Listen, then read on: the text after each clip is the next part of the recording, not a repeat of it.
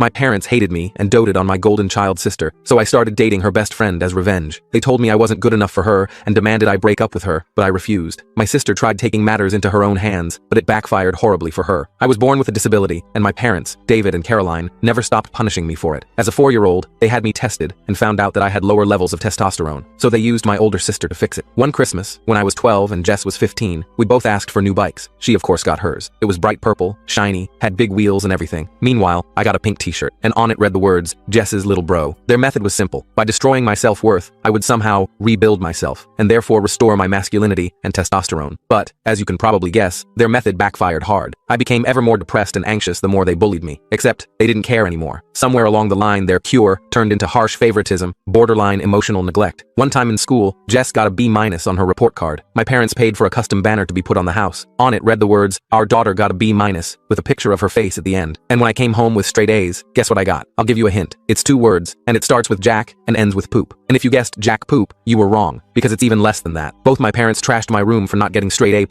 After that, almost nothing surprised me anymore. Even when I got accepted to a solid university with a partial scholarship, my parents called me their biggest disappointment for not getting a full scholarship. Meanwhile, Jess practically flunked out and used the excuse of wanting to take a gap year. That turned into 5. And to celebrate, they threw her a party and bought her a new laptop for her creative journey. But then came one of the only, slightly better parts of this story. I managed to move out as soon as possible, working multiple jobs while taking classes to support myself. But when I couldn't afford to come home for Thanksgiving one year, my father said, "Well, I guess your priorities are elsewhere." Even after creating distance, family gatherings were torture sessions of subtle digs. Still at that starter job, Jess is thinking about starting her own boutique. She's so entrepreneurial. At my graduation, which they arrived late to, my father's first comment was, "4 years for that degree? Seems like a lot of time for what you'll be doing." What made it worse was watching them fawn over Jess, who decided to wear the most extravagant dress possible to the ceremony, so she could be the center of attention. Despite everything, I tried maintaining a relationship with Jess. She was still my sister, but it was completely one-sided. I'd reach out, and she'd either ignore me or somehow turn every conversation into a competition. If I got a promotion, she suddenly had an amazing opportunity on the horizon. If I started dating someone, she'd immediately be in a serious relationship. Once, after not hearing from her for months, I called to share news about a significant promotion. "Hey Jess, guess what? I got promoted to senior analyst." There was a pause before she responded. "Okay, anyway, I just got approached by this amazing startup. The salary is probably more than you'll ever make." Of course, the position she mentioned never existed. And when I finally landed my dream job after years of hard work, I made the mistake of mentioning it at a family dinner. "Guys, I just got my dream job and..." "Okay, but did you hear about Jess?" My mom immediately interrupted. "She met a successful entrepreneur with connections everywhere. That man turned out to be Dwight. He wasn't a successful entrepreneur. He worked in sales at a mid-sized paper company. But the way my parents talked about him, you'd think he was the next Elon Musk." Their wedding was an extravagant affair that my parents spared no expense for. Meanwhile, I was still paying off my student loans. But then, I met one of Jess's short-term friends. And what happened next shifted the family dynamic forever, because Jess was not happy. I can't tell you the explanation in this short video. To watch the rest of the video and see what went down, click the link below. We connected instantly. Josephine was everything I wanted. Smart, funny, compassionate, and gorgeous. We met at one of Jess's many housewarming parties. She and Dwight moved nearly every year, always to bigger and better places that my parents helped finance. Josephine was standing alone near the bookshelf, looking as out of place as I felt. She had shoulder-length brown hair, intelligent green eyes, and a smile that made me forget my name mid-introduction. "Not much of a party person?" she asked, sipping her wine. "Not much of a Jess's World person," I replied before I could stop myself. Instead of being put off, she laughed genuinely. "Ah, you must be the mysterious brother I've heard about, the one with the conventional life choices." We spent the rest of the evening in that corner, talking about everything from classic literature to our shared love of terrible sci-fi movies. By the end of the night, I had her number and a date planned for the following weekend. When we started dating, my parents predictably made snide comments about how she was settling and wondering what she saw in me. "She's so cultured and well-traveled," my mother remarked after meeting Josephine. "It's surprising she's interested in someone so local." The way she said local made it sound like a terminal illness. My father was more direct. "Does she know what you make at that job of yours? Women like that usually have higher expectations." Oddly, Jess became super interested in my life, constantly asking about Josephine. She'd call out of the blue, supposedly to catch up, but every conversation turned to questions about Josephine's job, her family, her hobbies. Josephine mentioned she might get transferred to the New York office, Jess commented once, though I had never shared this information with her. "That would be hard on your relationship, wouldn't it?" At the time, I was just relieved she seemed to care about something in my life. Looking back, I should have seen the warning signs. Josephine and I moved in together after dating for a year, and it was amazing. Both of us had solid careers, we traveled, and discussed our future. Our apartment wasn't fancy, a one-bedroom in a decent neighborhood, but it was ours. We painted the walls ourselves, assembled IKEA furniture while laughing at the incomprehensible instructions, and created a home that felt safe and happy. "I never thought I could feel this content," Josephine told me one night as we sat on our secondhand couch, eating takeout and watching documentaries. "My parents always pushed for more, bigger, better. This is enough. You're enough. I finally thought I might get the life I'd always wanted. Good job, loving partner, maybe kids eventually." I proposed on our 5th anniversary with a quiet dinner at home. I'd spent months saving for the ring. Nothing ostentatious, precious, but a beautiful emerald that matched her eyes, set in white gold. I'd hidden it in her favorite dessert, a chocolate souffle that I'd practiced making a dozen times in secret. When she found it, her eyes filled with tears. "Yes," she whispered before I could even ask the question. 1,000 times yes. We planned a long engagement, taking our time to plan the wedding. We weren't rushing. We had our whole lives ahead of us, or so I thought. When we told my family about our engagement, the reactions were telling. Mom plastered on a fake smile and said, "How nice," in a tone that suggested anything but. Dad grunted and muttered, "We'll see," before turning back to his football game. Jess had the strangest reaction though. She congratulated us, but her smile was weird, almost predatory. I brushed it off as my own insecurity. "Let me see the ring," Jess demanded, grabbing Josephine's hand. She examined it with a critical eye. "Oh, it's cute. Simple. I guess that's more your style anyway." Later, I overheard my mother telling Josephine, "Don't rush into anything, dear. You're still young, and there are plenty of opportunities out there for someone like you." The implication being that I wasn't one of those opportunities. The following year was hectic with wedding planning and work stress. Josephine and I were both putting in long hours to save for the wedding and a house down payment. We weren't seeing each other as much, but I figured it was just a phase. Every relationship has rough patches, right? Our date nights became less frequent, reduced to quick dinners before one of us had to work late or catch up on sleep. When I suggested a weekend getaway to reconnect, Josephine seemed hesitant. "I don't know if I can get away right now," she said, not meeting my eyes. "The Johnson account is really demanding." I understood. We were both building our careers, and sometimes that meant sacrifices. "We'll make it work," I told her, squeezing her hand. "After the wedding, we can take that trip to Maine we've been talking about." In hindsight, I missed some obvious clues. Josephine became glued to her phone, quickly hiding text messages with a nervous laugh, claiming they were just work stuff. She started going out more with friends, coming home late smelling like wine and cologne, but I trusted her completely. It never crossed my mind she might be cheating, especially not with my own sister's husband. One night, I woke up around 2 a.m. to find her side of the bed empty. I wandered bleary-eyed into the living room to see her huddled on the couch, whispering intensely into her phone. When she noticed me, she jumped like she'd been caught stealing. "Sorry, did I wake you?" she asked, tucking her phone away quickly. "Just checking in with Sarah about the bridesmaids' dresses." At 2 a.m., I nodded and went back to bed, pushing away the nagging doubt. Sarah was her maid of honor and notoriously disorganized. It wasn't completely implausible. Another red flag. Josephine suddenly developed an interest in Jess and Dwight's lives. She'd bring them up in conversation, suggesting double dates and family gatherings that she'd previously tried to avoid. "We should have dinner with Jess and Dwight this weekend," she'd say casually. "I ran into Dwight at that coffee shop near my office yesterday. He mentioned a new restaurant they wanted to try." It struck me as odd that Dwight would happen to be at a coffee shop 30 minutes from his workplace, but I didn't question it. I was happy Josephine was making an effort with my family, even if they never made much effort with her. About 3 months ago, Josephine started acting strange, moody, irritable, and constantly nauseous. I got excited thinking she might be pregnant. We hadn't been trying, but we talked about having kids eventually. I started daydreaming about helping her through morning sickness, picking out nursery colors. One morning, I found her throwing up in the bathroom. I held her hair back and rubbed her shoulders soothingly. "Do you think we should get a test?" I asked, trying to contain my excitement. She looked at me with panic in her eyes. "No, I mean, it's probably just a stomach bug or food poisoning," but the symptoms persisted. She avoided wine at dinner, turned green at the smell of coffee, and took frequent naps. I began leaving pregnancy books on her nightstand, prenatal vitamin information bookmarked on her laptop. I even started researching the best pediatricians in our area. "You'd be such an amazing mom," I told her one evening as we cuddled on the couch. "Our kid would be so lucky to have you." She burst into tears and rushed to the bathroom. I assumed it was hormones and gave her space. Then one night, she sat me down with tears streaming down her face and dropped the bomb. She was pregnant, but it wasn't mine. I was stunned. We hadn't been intimate much lately because of our busy schedules, but I never expected this. When I asked who the father was, she broke down sobbing and whispered, "It's Jess's husband." My world imploded. Everything I thought I knew came crashing down. I couldn't breathe or think straight, just felt overwhelming betrayal crushing me. "Dwight?" I managed to choke out. "My sister's husband, Dwight?" Josephine nodded, her face contorted with guilt and tears. "I'm so sorry. I never meant for it to happen. It just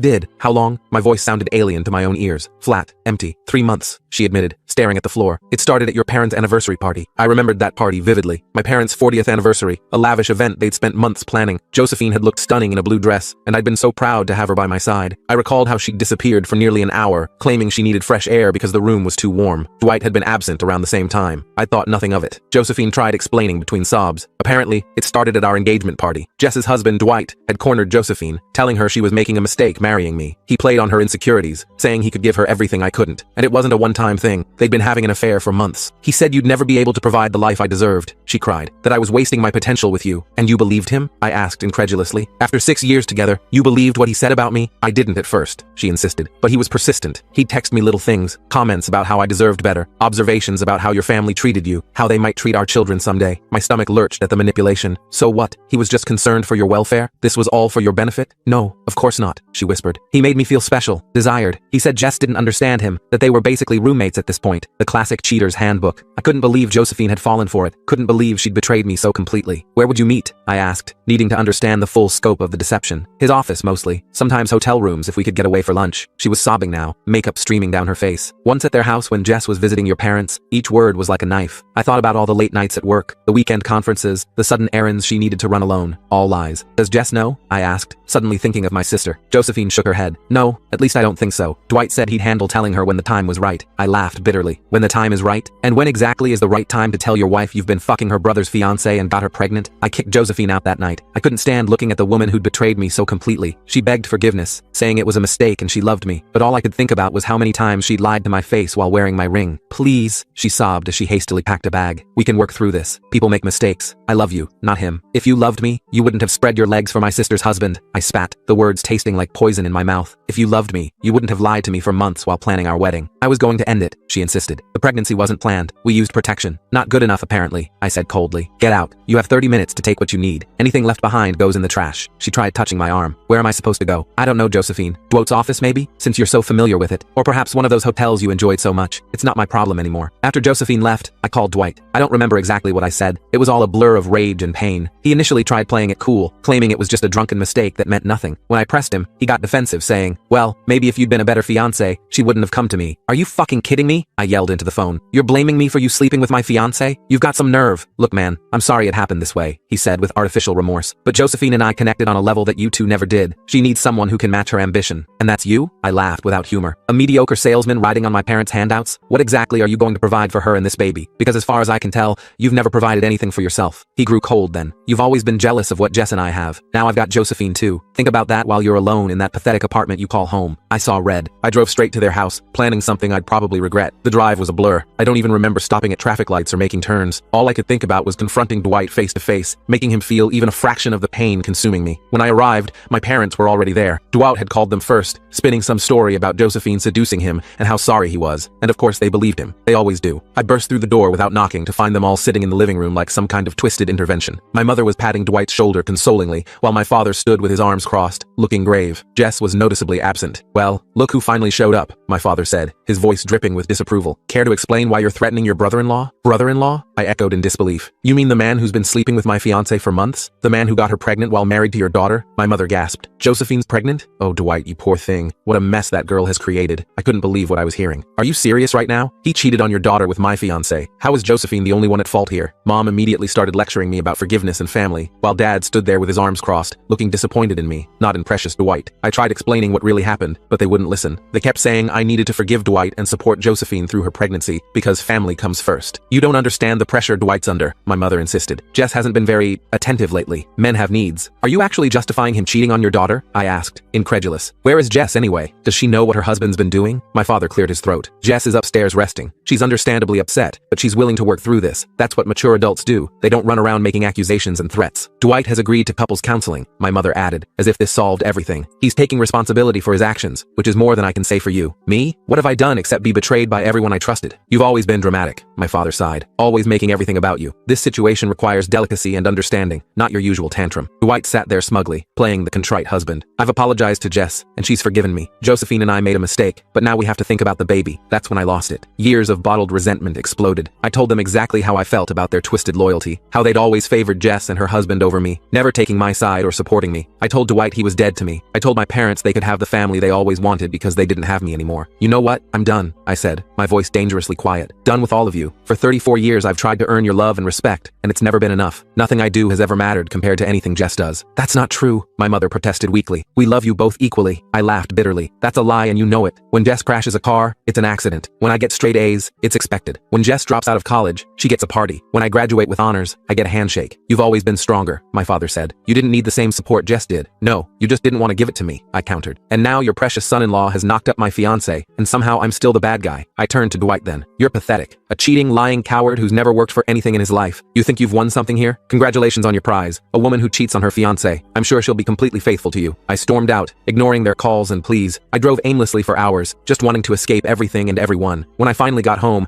I had dozens of missed calls and messages. Josephine begging for another chance, Dwight alternating between apologies and accusations. Most came from my parents, demanding I grow up and make amends. You're tearing this family apart with your stubbornness, my mother's voicemail declared. Josephine is in a fragile condition and needs support, not judgment. My father was more direct. This childish behavior ends now. Be at Sunday dinner to apologize to Dwight and work this out like a man. There were even messages from Jess, which surprised me. I've forgiven Dwight, and you should too, she said coldly. Josephine made a mistake, but the baby is innocent in all this. We need to come together as a family. Not a word about how she felt about her husband's betrayal. Not a shred of empathy for what I was going through. Just the same old family script. Protect the favored ones. Blame me for not falling in line. I ignored them all, barely eating or sleeping. I called out sick from work, using all my available time off. I couldn't face anyone or deal with explaining what happened. I just sat in my apartment, replaying every moment of my relationship with Josephine and every interaction with Dwight, trying to figure out where things went wrong. Was I not attentive enough? Did I miss signs that Josephine was unhappy? Was there something I could have done differently? The questions tormented me day and night. After a week of isolation, my boss called personally. "We're concerned about you," she said. "This isn't like you. Is there anything we can do?" I broke down then, telling her everything. She listened without judgment, then offered me a temporary transfer to our Seattle office. "It might help to have some distance," she suggested. "Take a few months, clear your head. The position is yours when you're ready to come back." It felt like the first kindness anyone had shown me in ages. I accepted immediately. It's been 3 months now. I've moved to a new apartment in Seattle, changed my phone number, and started therapy to process all this, but my family won't back off. Despite my attempts to cut contact, they keep invading my life. Somehow they tracked down my new workplace address, probably through my parents' friends who seem to be everywhere. They've started showing up at my workplace, trying to ambush me and force a reconciliation. Mom confronts me in the parking lot, wailing about how I'm tearing the family apart. Dad leaves harsh voicemails telling me to man up and forgive Dwight. Last week, my mother cornered me as I was leaving the office. "This has gone on long enough," she insisted, blocking my path to my car. "Josephine is 6 months along now. She needs closure, and so does Dwight." "I've given them closure," I replied, trying to step around her. "It's called cutting them out of my life." "How can you be so selfish?" she demanded. "This isn't just about you anymore. There's an innocent child involved. A child that wouldn't exist if Dwight hadn't betrayed both me and his wife," I reminded her. "That's not on me." She tried a different tactic then, her voice softening. "We miss you. Your father and I want our son back. You never wanted me when I was there," I said sadly. "Why start now? They've even sent flying monkeys in the form of extended family to guilt trip me. Aunts, uncles, and cousins I haven't spoken to in years, suddenly calling to tell me how important family is and how I should let bygones be bygones. It's like they're living in an alternate reality where Dwight and Josephine made some minor mistake rather than a life-altering betrayal. My cousin Rick, who I haven't spoken to since his wedding 5 years ago,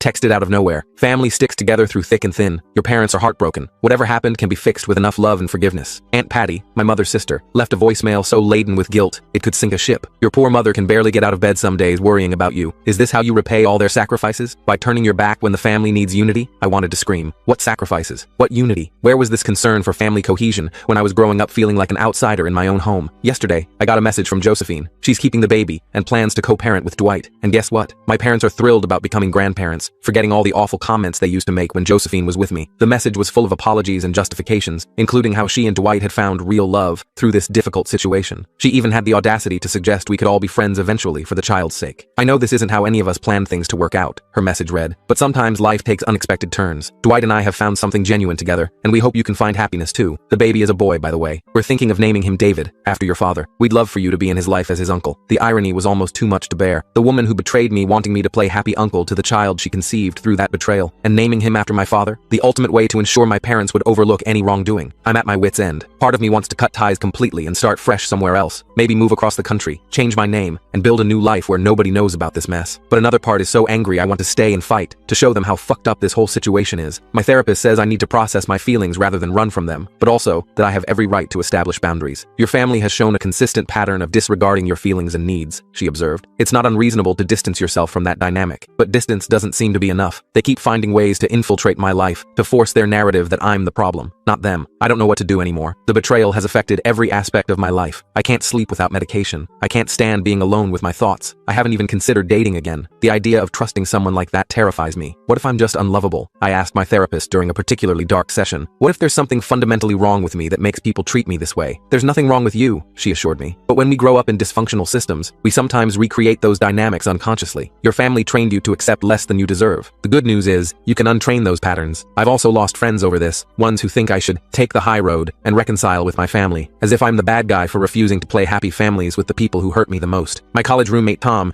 who's known me for years, surprised me with his take. Families are complicated, man. Yeah, what they did was awful, but at some point, you have to move on. Blood is blood. I cut him off immediately. Blood clearly meant nothing to my family. Why should it mean anything to me? The thought of Josephine and Dwight raising a child together, a child that could have been mine, is like a constant knife in my gut. I understand logically that the child is innocent in all this. It's not the baby's fault its parents are lying, cheating scumbags, but I can't make myself feel good about its existence. My parents have started talking about how I should be involved in the child's life and how I'll be an uncle. The concept makes me physically ill. How can I look at this kid and not see the ultimate symbol of my sister's husband's betrayal? So Reddit, am I the asshole for refusing to forgive my sister's husband and ex-fiancé? Am I wrong to want to cut ties with my family over this? Any advice on how to move forward would be appreciated, because right now, I feel like I'm drowning in a sea of betrayal and gaslighting. Sorry for the novel-length post. If you made it this far, thank you. Writing all this out has been somewhat therapeutic. I'm not sure what I'm hoping to gain: validation, guidance, or just the chance to scream into the void and have someone, anyone, hear me.